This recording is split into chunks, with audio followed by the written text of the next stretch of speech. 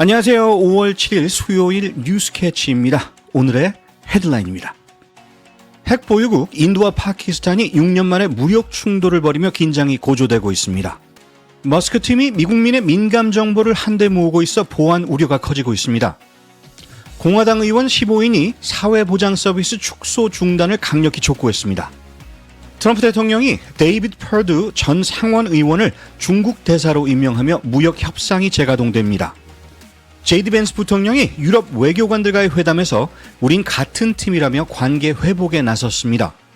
트럼프의 강경 발언에 뉴욕 증시가 하락하고 원달러 환율은 급락했습니다.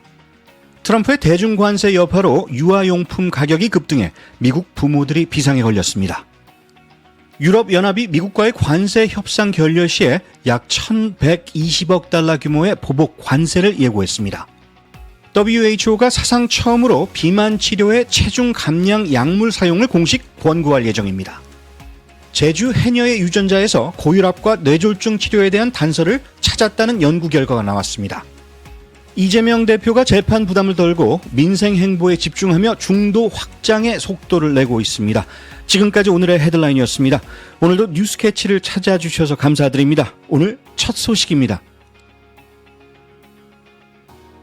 김윤범 기자, 인도가 파키스탄을 향해 미사일 공격을 감행했다는 보도가 나왔습니다. 핵 보유국 간 긴장이 고조되고 있는데 현재 상황 전해주시죠. 네, 인도 정부는 지난달 인도령 카슈미르에서 발생한 무장 세력의 공격에 대한 보복으로 파키스탄 영토를 타격했다고 밝혔습니다. 인도 측은 이 지역들이 테러 공격의 지휘 및 계획 거점이었다며 민간이나 군사시설은 겨냥하지 않았다고 주장했습니다. 하지만 파키스탄 측의 입장은 상당히 다르군요. 그렇습니다. 파키스탄 정부는 즉각 반발하며 이번 공격으로 어린이와 청소년을 포함해 8명이 사망하고 35명이 다쳤다고 발표했습니다. 국방장관은 민간인에 대한 비열한 공격이라며 즉각적이고 강력한 대응에 나설 것이라고 경고했습니다. 군사적 충돌이 실제로 벌어지고 있는 상황인가요?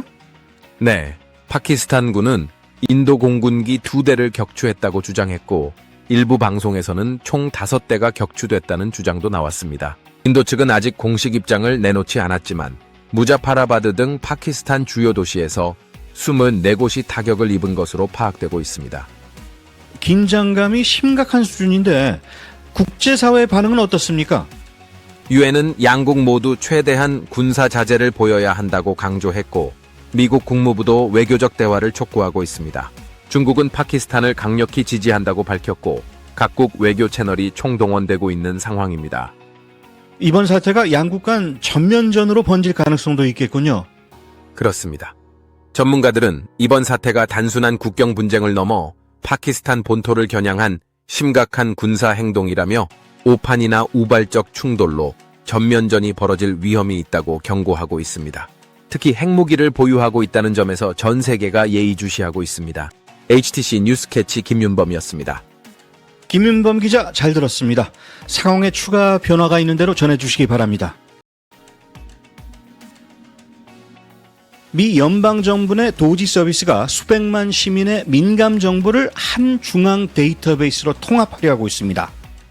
이 작업은 트럼프 행정부의 지시에 따른 것으로 이민자 추적과 복지 사기 방지를 명분으로 삼고 있지만 정보 보호 절차를 무시한 채 진행되고 있다는 내부 폭로가 잇따르고 있습니다.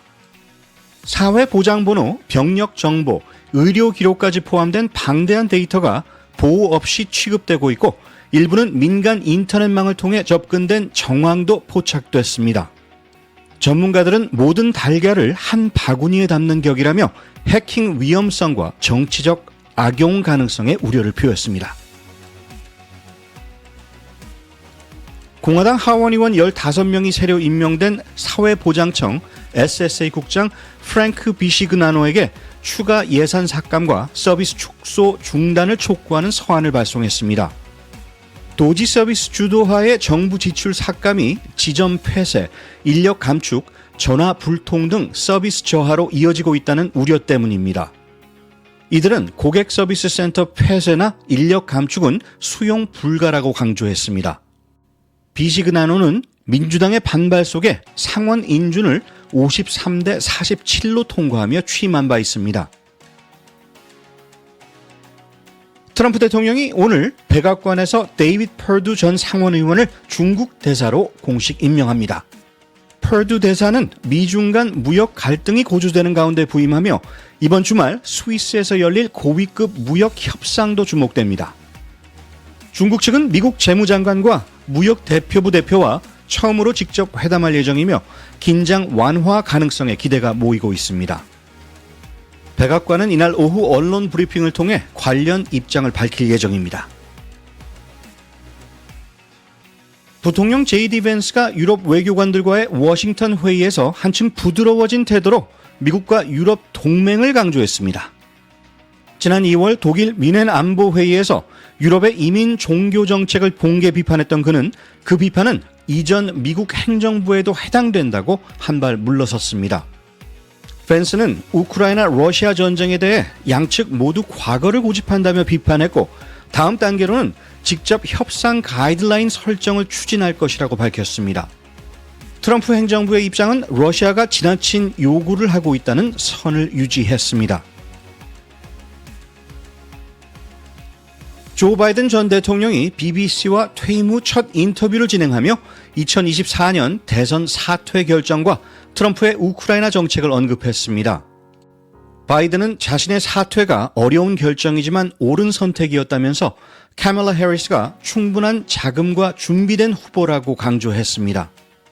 또한 트럼프 행정부가 러시아의 영토를 양보하라고 우크라이나를 압박한 건 현대판 유화 정책이라며 강하게 비판했습니다.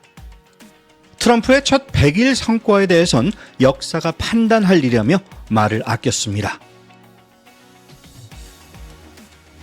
어제 뉴욕 증시는 도널드 트럼프 대통령의 무역 관련 강경 발언과 연준의 금리 결정을 앞둔 경계 심리로 주요 지수가 일제히 하락 마감했습니다. 다우존스 산업평균 지수는 0.95% 하락한 4829포인트, S&P 500 지수는 0.77% 내린 5606.91포인트를 기록했으며 기술주 중심의 나스닥 지수도 0.87% 떨어진 17,689.66포인트로 장을 마쳤습니다. 한편 서울 외환시장에서는 원달러 환율이 전 거래일보다 25원 급락한 1,380원 선에 마감했습니다. 이는 미국과 중국 간 무역 협상 재개에 대한 기대감과 함께 트럼프 대통령의 협정 체결은 필수가 아니다라는 발언이 시장에 혼재된 신호를 보내며 원화 강세로 이어진 것으로 분석됩니다. 트럼프 행정부의 대중 관세가 유아용품 가격을 급등시키고 있습니다. 미국 내 판매되는 유아용 카시트, 유모차, 침대 대부분이 중국산인데 여기에 최대 145%의 고율 관세가 부과되며 가격이 30% 이상 오르고 품귀 현상도 벌어지고 있습니다. 생산지를 옮기기도 어렵고 물류는 멈췄으며 제조사들은 가격 인상 외엔 방법이 없다고 하소연합니다. 전문가들은 저소득 가정의 육아 접근성이 급격히 낮아질 수 있다고 경고합니다. 한 부모는 물려 쓸 수 없는 필수품 때문에 지금 미리 다 사둔다며 위기감을 나타냈습니다. 유럽연합이 미국과의 관세 협상이 내일까지 타결되지 않으면 최대 1,000억 유로 규모의 추가 보복 관세 조치를 공개하겠다고 예고했습니다. 셰프초비치 EU 집행위원은 협상이 우선이지만 무조건 따를 생각은 없다면서 항공, 알루미늄, 철강 등 주요 수출품 대상 조치 가능성을 시사했습니다. 해당 방안은 당초 계획보다 5배 확대된 규모로 보잉 등 미국 주력 산업도 포함된 것으로 알려졌습니다. 버니 샌더스 상원의원이 트럼프 대통령의 CBS 모 회사 파라마운트 상대 200억 달러 소송 합의 움직임에 반대 입장을 밝혔습니다. 해당 소송은 2024년 대선 기간 60 Minutes 인터뷰 편집 방식을 문제 삼은 것으로 트럼프는 소비자 보호법을 근거로 소송을 제기했습니다. 샌더스는 근거 없는 소송의 거액을 보상하는 것은 언론 탄압을 조장할 것이라면서 언론의 자유와 민주주의를 지켜야 한다고 주장했습니다. CBS는 관련 영상을 공개하며 방송이 조작된 것은 아니라고 해명했습니다. 세계보건기구 WHO가 성인 비만 치료에 체중 감량 약물 사용을 공식 권고할 예정입니다. 오는 8월 발표될 지침에는 위고비와 젬바운드 등 GLP-1 계열 약물이 포함되며 필수 의약품 목록 편입과 중저소득층 접근성 확대 방안도 함께 검토 중입니다. 전 세계 비만 인구는 10억 명을 넘었고 이 중 70%가 중저소득국에 거주해 약물 치료의 필요성이 커지고 있습니다. 한인사회 역시 비용과 보험 문제로 치료 시기를 놓치지 않도록 정책 변화에 주목해야 할 시점입니다. 제주 해녀의 놀라운 잠수 능력 뒤에 혈압 조절을 돕는 특별한 유전자 변이가 있다는 연구 결과가 나왔습니다. 국제연구진은 해녀뿐 아니라 제주도민 전반에서 수압에 의한 혈압 상승을 억제하는 유전적 적응을 확인했으며 이는 임산부의 자간전증 위험도 낮추는 효과가 있는 것으로 추정이 되고 있습니다. 이 유전자는 약 1200년 전부터 자연 선택에 의해 퍼졌고 실제로 제주도는 한국 내 뇌졸중 사망률이 가장 낮은 지역 중 하나로 꼽힙니다. 이 유전 정보를 활용해 고혈압과 만성질환 치료에 새로운 길을 열 수 있을지 주목됩니다. 이재명 더불어민주당 대표가 주요 재판 일정을 대선 이후로 미루게 되면서 대선을 앞두고 사법 리스크에서 한숨 돌리게 됐습니다. 공직선거법, 대장동, 백현동 의혹 등 핵심 재판이 연기되며 선거운동에 집중할 수 있는 정치적 공간이 확보된 것입니다.